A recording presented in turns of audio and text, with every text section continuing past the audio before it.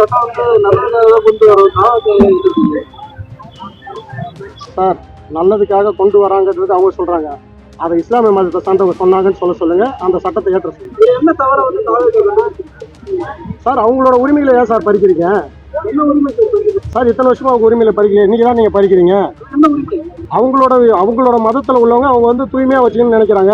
அந்த சொத்துக்கள் நீங்க இன்னொருத்தவங்கிட்ட கொடுக்கும்போது அந்த தூய்மை தடைப்படுன்றதால அவங்க எங்களோட சொத்துக்களை எங்ககிட்ட நாங்களே ஆளும்படி கொடுங்கன்னு தான் கேட்கறாங்க. அவங்க எங்கள் தளபதியார் அவர்களின் ஆணைக்கிறங்க இன்று சகோதரத்துவத்துடன் வாழ்ந்து கொண்டிருக்கும் எங்கள் இஸ்லாமிய மதத்தில் உள்ள அவர்களுடைய சொத்துக்களுக்கு இன்று ஒன்றிய அரசால் அவர்களுக்கு இந்த வகுப்பு திருத்த சட்டத்துக்கு எங்கள் தளபதியார் அவர்கள்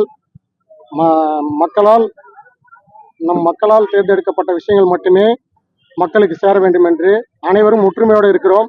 இப்போ வந்து நம்ம மதத்தை சார்ந்த இஸ்லாமியர்களுக்கு சகோதரர்களுக்கு அவங்களோட உரிமைகளை தட்டி பறிக்கக்கூடாது என்று ஏற்கனவே கோர்ட் ஆர்டர் போட்டிருக்கிற அந்த இதை வந்து திரும்ப பெற சொல்லி எங்களுக்கு வந்து இன்னைக்கு நேற்று பார்த்தீங்கன்னா இன்ஸ்ட்ரக்ஷன் கொடுத்துருக்காங்க.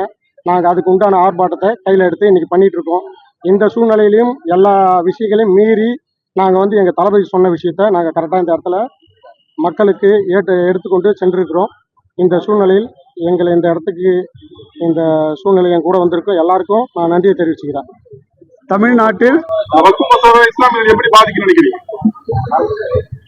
அவர்களோட சொத்தை வந்து அவங்க சொத்தை வந்து அவங்க கிட்ட ஒப்படைக்க சொல்லி தான் எங்க தலைவர் சொல்றாரு. நீங்க இன்னைக்கு இயற்றி இருக்கிற சட்டம் ரொம்ப கண்டிக்கத்தக்கது. மீண்டும் இதை பெற வேண்டி நாங்க வந்து கண்டிச்சு ஆர்ப்பாட்டப்படுறோம்.